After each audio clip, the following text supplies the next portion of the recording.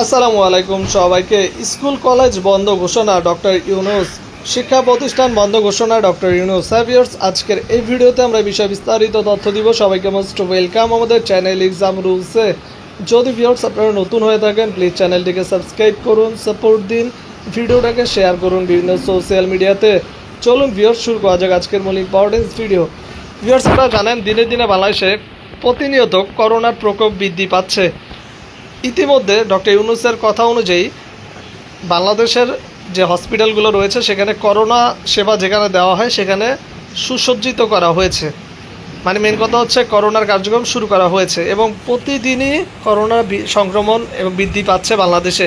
সামনে খুব দ্রুত লকডাউন আসতে পারে এই বিষয়ে একটা ধারণা দিয়েছে ডক্টর ইউনূস।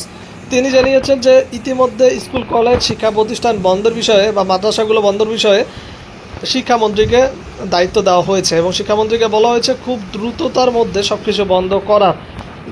এখন শিক্ষামন্ত্রী এই বিষয়ে একটা মাউসিকে মানে তদন্ত কমিটি রয়েছে, টেকনিক্যাল কমিটি মাউসি, তাদের শরণাপন্ন হয়েছে এবং তারা যে রিপোর্টটা দিবে সেই রিপোর্টের উপর ডিপেন্ড করবে স্কুল কলেজ বন্ধ করবে বা শিক্ষা প্রতিষ্ঠান বন্ধ করবে কি না।